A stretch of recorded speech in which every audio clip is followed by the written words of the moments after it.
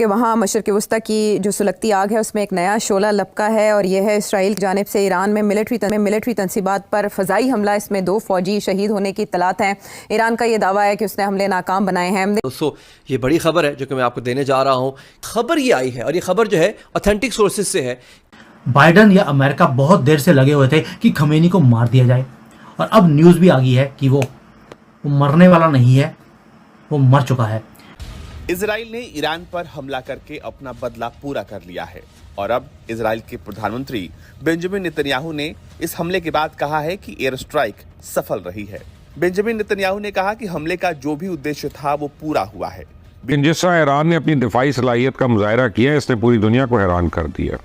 यानी कि 100 से ज्यादा प्लेन आए, बड़े बड़े बॉम्ब फेंके, 2 आदमी मरे हैं, यानी कि 2 कॉकरोच मरने की न्यूज दी है ईरान ने। हमला कोई छोटा मोटा हमला नहीं था, कम से कम भी 50 तैयारे F-35 भी उसमें शामिल थे जो कि दुनिया के जदीद तरीन तैयारे हैं। तो इजराइल ने कसम खा ली है कि अब जो है वो जिंदा नहीं छोड़ना है। इजराइल ने कसम खा ली है कि अब जिसका जिसका हाथ यहूदियों के खून से रंगा है वो अपना ऊपर वाला तो जो बाद में सजा देगा, इस दुनिया में हम सजा दे करके छोड़ेंगे। और उसी का नतीजा यहाँ पर इस प्रकार से भी निकल के आ रहा है। उसी का नतीजा इस प्रकार से निकल के आ रहा है कि ईरान का जो पूरा का पूरा गुट है, चाहे उसमें उनके पूर्व राष्ट्रपति हों, हालांकि उसका भी पता नहीं चला, उसका भी प्रूफ नहीं मिले कि उसमें इजराइल शामिल था, बट हमास चीफ का जैसे मारा गया, उसको बड़ी बुरी तरह से बेरहमी से मारा इजराइल ने, उसके बाद कबूला।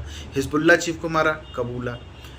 और भी न जाने कितने हमास, हिजबुल्ला और ईरान से जुड़े हुए लोग थे जो डायरेक्टली इन्वॉल्व थे यहूदियों के कत्लेआम में, सबको पकड़ के मारा। और अभी भी जिस प्रकार से इजराइल आगे बढ़ रहा है, अभी भी जिस प्रकार से इजराइल आगे हर दूसरे दिन हम देख रहे हैं कहीं कुछ ना कुछ कर डाल रहा है, लग नहीं रहा है कि और लोग बचने वाले हैं। इजराइल ने ईरान पर हमला करके अपना बदला पूरा कर लिया है और अब इजराइल के प्रधानमंत्री बेंजामिन नेतन्याहू ने इस हमले के बाद कहा है कि एयर स्ट्राइक सफल रही है। बेंजामिन नेतन्याहू ने कहा कि हमले का जो भी उद्देश्य था वो पूरा हुआ है। बीते दिनों इजराइल ने ईरान के मिलिट्री ठिकानों को निशाना बनाने का दावा किया था। इस हमले में ईरानी सेना के कम से कम 4 जवान मारे गए थे। ईरान ने हमले पर कहा कि उसे ज्यादा नुकसान नहीं हुआ है, लेकिन इजरायली पीएम को इसका खंडन करना पड़ा है। प्रधानमंत्री नेतन्याहू ने इसे राष्ट्रीय सुरक्षा के लिए एक अहम सफलता के रूप में पेश किया और कहा है कि इस ऑपरेशन ने इजराइल की सुरक्षा और फ्यूचर की रणनीति को मजबूती दी है। साथ ही ये भी कहा कि हमला ईरान के उन ठिकानों पर केंद्रित था जो इजराइल की सुरक्षा के लिए सीधा खतरा बन रहे थे। लेकिन आपको बता दें कि मिडिल ईस्ट में जो जंग की स्थिति बढ़ रही है उससे लेकर दुनिया भर के लोग परेशान हैं। खासतौर पर एक्सपर्ट्स मानते हैं कि यह हमला मिडिल ईस्ट में अस्थिरता को और बढ़ा सकता है, हालांकि क्षेत्रीय अस्थिरता को बढ़ावा दे रहा है। एक्सपर्ट्स मानते हैं कि यह हालिया घटनाक्रम इजराइल और ईरान के बीच लंबी अवधि से चली आ रही रणनीतिक लड़ाई का एक सिर्फ हिस्सा है।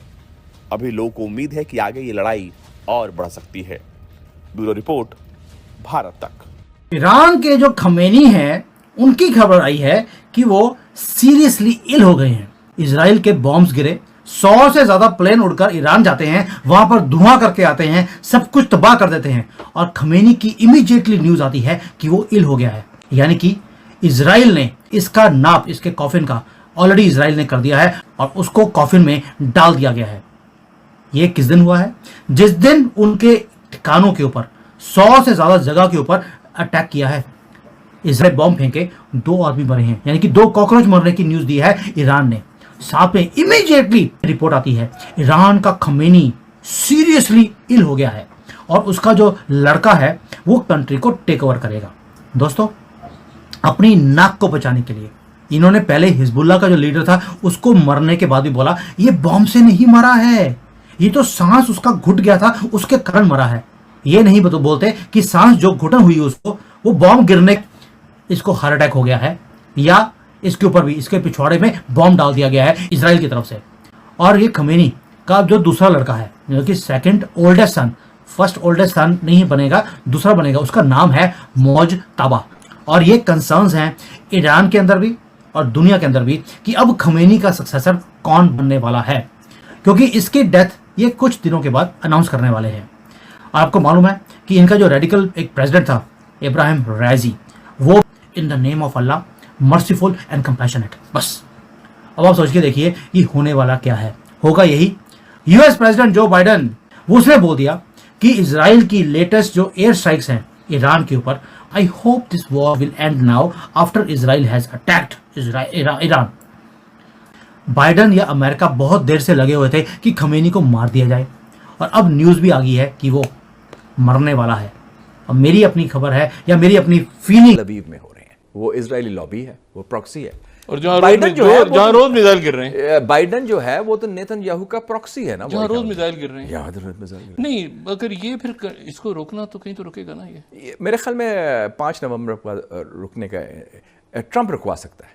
और रशिया ओपनली सपोर्ट कर रहा है, यानी जो बात हो रही है मिलिट्री वाइज, नहीं, ईरान को भी कर रहा है। ईरान को सपोर्ट कर रहा है। फिर हुतीज के लिए वो चाइना का नाम नहीं ले रहे, लेकिन वो रशिया का ले रहे देखिए, हैं। इस वक्त फिर नॉर्थ कोरिया उधर पहुंच गया है, देखिए ना कि वहाँ मशरिक़ वस्ता की जो सुलगती आग है उसमें एक नया शोला लपका है, और यह है इसराइल की जानिब से ईरान में मिलिट्री तनसीबात पर फ़ज़ाई हमला। इसमें 2 फ़ौजी शहीद होने की इत्तलात हैं।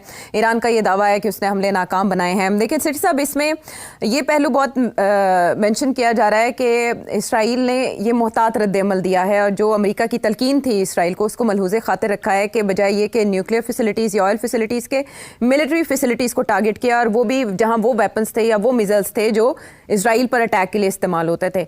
वो जो खतरा था ना कि अब इसराइल न्यूक्लियर फैसिलिटीज को अटैक करेगा एंड ऑयल फैसिलिटीज को करेगा, अगर वो करता तो फिर ईरान डेफिनेटली बहुत बड़ा अटैक करता है तेल अवीव के ऊपर, मगर वो अब नहीं होगा। तो मेरा ख्याल है ये जिसे कहते हैं मुकमुका हो गया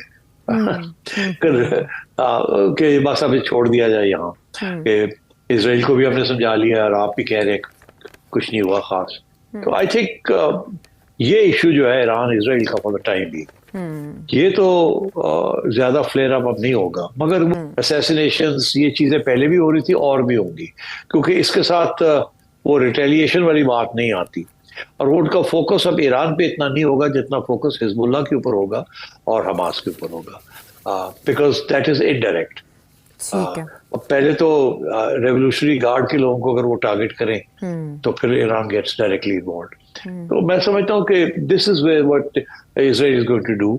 अब वो जो लार्जर इशू है ऑफ मिडिल ईस्ट, और मेरा ख्याल है हिजबुल्लाह की अटैक्स जो है from time to time continue करेंगी, और ये मामला जो है ये इतनी जल्दी हल होने वाला नहीं है।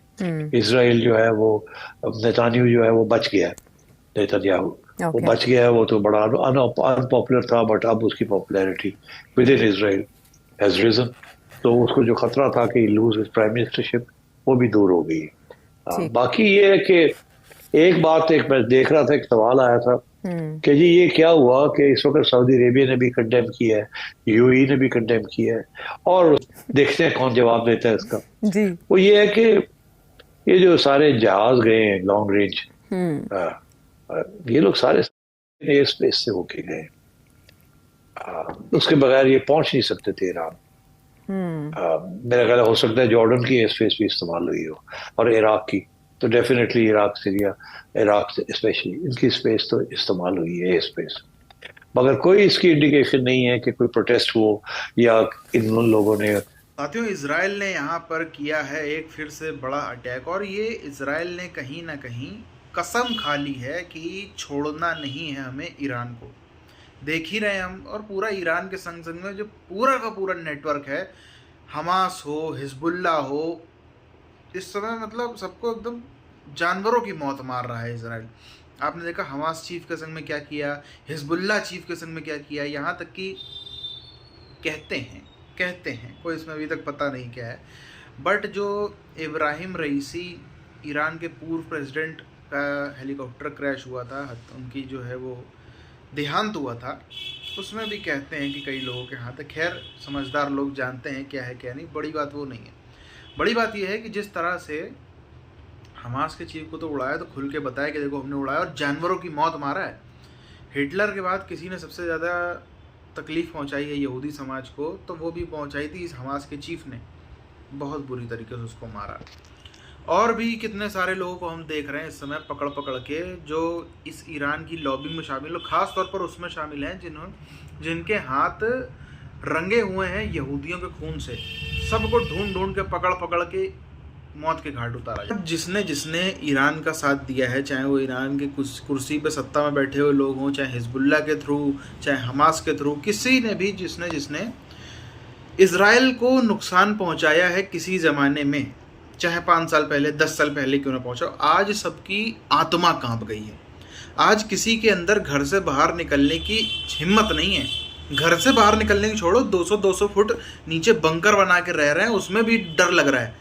उसमें भी डर लग रहा है कि इतनी सी जगह से कहीं जो है वो इतनी सी जगह हवा आने के लिए खोली है, वहाँ से इजराइल की मिसाइल ना आ जाए और हमको फट के मार जाए। क्योंकि देखो अब कितने तो मरे जो हैं भी हिजबुल्ला और हमास से जुड़े लोग, वो तो बाकायदा बंकर के नीचे घुस के बैठे थे, वहाँ पे मार दिए गए।